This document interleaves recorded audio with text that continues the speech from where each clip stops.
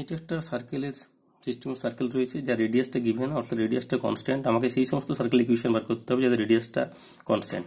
এখানে radius 8টা constant, এটা arbitrary constant নয়। এখন ধরে নেওয়া হচ্ছে সেন্টারটা হচ্ছে a, b, তাহলে a, b হলে এর ইকুয়েশনটা হয়ে যাবে x - a whole square plus y - b = r square. এই a আর b গুলো আরবিটারি হবে, তাহলে দুবার আমি ডিফারেন্সিয়েশন করতে পারবো। দুবার ডিফারেন্সিয়েশন করার পর a এবং b এলিমেন্ট করলে এই ডিফারেন্সিয়েশনটা তৈরি হয়ে যাবে। এই প্রবলেমটা একটু বড় প্রবলেম, কিন্তু আমাদের বোঝার জন্য, প্র্যাকটিসের জন্য এই প্রবলেমটা করবো, পরীক্ষার জন্য এই প্রবলেমগুলো দরকার নেই। এরপর চলে আসছি আমাদের প্রবলেম নাম্বার এখানে 11টা। Find the differential equation of all circle which passes through the origin and which centre are on the X axis. আমাকে সেই সমস্ত সার্কেলগুলো ইকুয়েশন বার করতে হবে যা সেন্টারটা এক্স এক্সিস উপরে থাকবে এবং যেটা কি করবে না পাসেস থ্রু দ্য অরিজিন। তো সেক্ষেত্রে আমরা এই সমস্যাটা এটা হবে কি, তো এই ক্ষেত্রে দেখতে পাচ্ছি এই যে সার্কেলটা সেন্টার এক্স এক্সিসের উপর রয়েছে, তাহলে এক্স এক্সিসের উপর হলে a, 0 হবে সেন্টারটা। আর যদি a, 0 সেন্টার হয়ে যায় তাহলে রেডিয়াসটা হয়ে যাবে a। তাহলে যে সমস্ত সার্কেলগুলো সেন্টারটা এক্স এক্সিসের উপর এবং অরিজিন দিয়ে পাস করে তার ক্ষেত্রে আমরা সেন্টারটা ধরেছি a, 0, আর এক্ষেত্রে কনফার্ম রেডিয়াসটা হয়ে যাবে a, কারণ যদি সেন্টারটা a, 0 হয়ে যায় রেডিয়াস a হয়ে যাবে। তাহলে equation x - alpha whole square plus y - beta whole square = r square. সেক্ষেত্রে দেখা গেল ক্যালকুলেশন করে আমাদের x square - 2x plus y square = 0, এটা হচ্ছে কি আমাদের সার্কেলের ইকুয়েশনটা। এটা যদি সার্কেল ইকুয়েশন হয়ে যায় তাহলে একে আমরা একবার ডিফারেন্সিয়েশন করব, একবার ডিফারেন্সিয়েশন করার পর এর মানটা পাবো, সেই এর মানটা এখানে বসিয়ে দিলে ডিফারেন্সিয়েশনটা তৈরি হয়ে যাবে।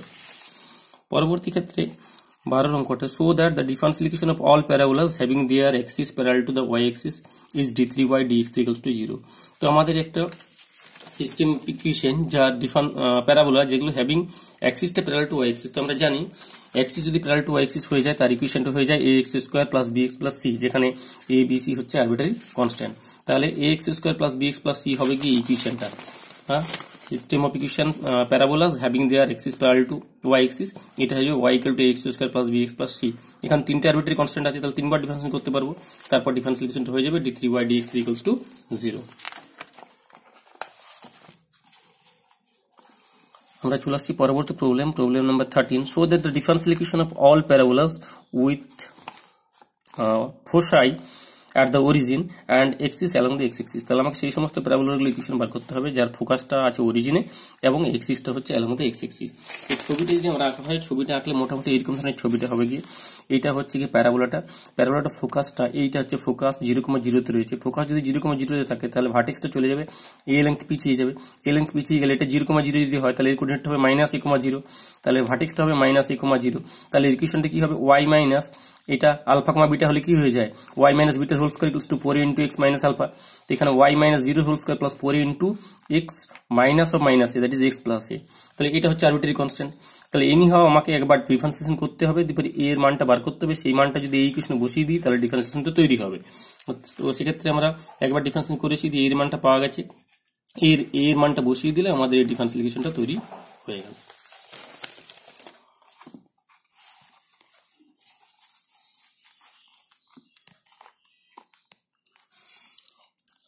এটা আমরা করেছি।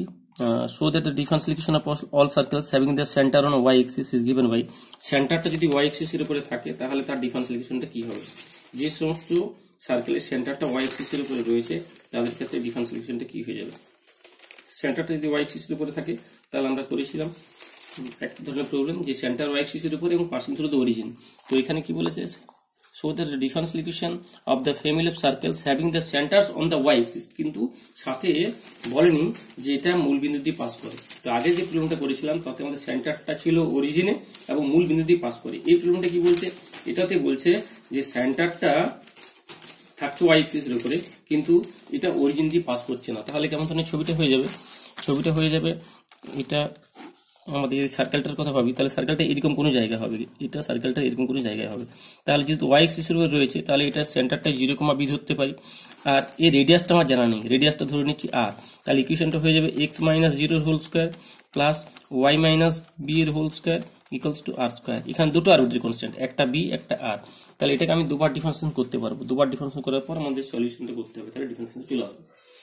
এই প্রবলেমটা আর আগের প্রবলেমের মধ্যে পার্থক্য কি, আগের প্রবলেমে বলছিল এটা অরিজিন দিয়ে পাস করছিল, এখানে বলেছে সেন্টারটা y অ্যাক্সিস এর উপরে রয়েছে। সেন্টারটা y অ্যাক্সিস এর উপরে থাকলে এই সেন্টারটা হবে কি 0, b প্যাটার্নের এবং এই রেডিয়াসটা আরবিটারি হয়ে যাবে।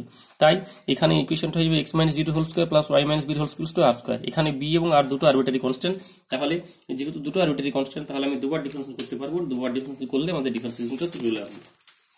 এরপর চলে আসছি 15 নম্বর problem. show that the differential equation of the circles with center on the line x plus y equals to 0 and passing through the origin is এটা। তাহলে এইটা হচ্ছে কি সেই সমস্ত সার্কেল ইকুয়েশন যা সেন্টারটা থাকবে x plus y equals to 0 এর উপরে এবং অরিজিন দিয়ে পাস করবে। তাহলে যদি আমি সেন্টারটা আলফা কমা বিটা ধরি, সেন্টারটা আলফা কমা বিটা ধরলে যেহেতু x plus y equals to 0 সমীকরণের উপরে আছে, তাহলে alpha plus beta equals to 0 হয়ে যাবে। তাহলে alpha plus beta equals to 0 হয়ে গেলে beta equals to minus alpha হয়ে যাবে। তো সেক্ষেত্রে সমীকরণটা আমরা তৈরি করছি, এই যে এটা হচ্ছে কি এক্স এক্সিস এবং এটা ওয়াই এক্সিস। এক্সিস গুলো অবশ্যই তুমি ছবির সময় প্লট করবে। এটা এক্স এক্সিস আর এটা হচ্ছে কি ওয়াই এক্সিস। তাহলে এটা হচ্ছে x plus y equals to 0 লাইনটা, এই লাইনের উপরে সেন্টার রয়েছে। তাহলে আলফা কমা বিটা প্রথমে বলছিলাম, তাহলে বিটার মানটা মাইনাস আলফা পেলাম। তাহলে এটা সেন্টারটা হয়ে যাচ্ছে আলফা কমা মাইনাস আলফা, যেহেতু অরিজিন দিয়ে পাস করছে। তাহলে অরিজিন হচ্ছে 0,0, 0,0 আর সেন্টার, এই দুটো ডিস্টেন্সটা হচ্ছে রেডিয়াস। তাহলে রেডিয়াস হচ্ছে 0,0 এবং আলফা কমা মাইনাস আলফা বিন্দু দুটোর মধ্যে দূরত্ব। দূরত্বের formula x2 - x1² + y2 - y1²। এই ফর্মুলা থেকে আমরা পেয়ে গেলাম রেডিয়াসটা হচ্ছে √2 alpha square, x2 - x1² + y2 - y1², সেই দূরত্বের ফর্মুলা থেকে। এরপর যেহেতু সেন্টারটা আলফা কমা মাইনাস আলফা, তাহলে ইকুয়েশনটা হয়ে যাবে x - alpha whole square plus y minus of minus alpha, that is y plus alpha whole square equals to r square। সেখান থেকে আলফাটা হচ্ছে কি আমাদের আরবিট্রারি প্যারামিটার। তাহলে যেহেতু একটা আরবিট্রারি প্যারামিটার, তাহলে একবার ডিফারেন্সিয়েশন করতে পারবো। তাহলে একবার ডিফারেন্সিয়েশন করেছি, একবার ডিফারেন্সিয়েশন করার পর আলফার মানটা পাওয়া গেছে। এই আলফার মানটা এই সমীকরণে বসিয়ে দেবো। আলফার মানটা সমীকরণে বসিয়ে দিলে আমাদের ডিফারেন্সিয়াল ইকুয়েশনটা তৈরি হয়ে যাবে। এর সাথে বেশ কয়েকটা প্রবলেম আরো দেখবো।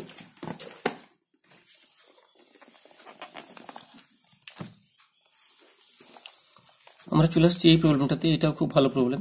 Find the differential equation of the parabola touching the axis.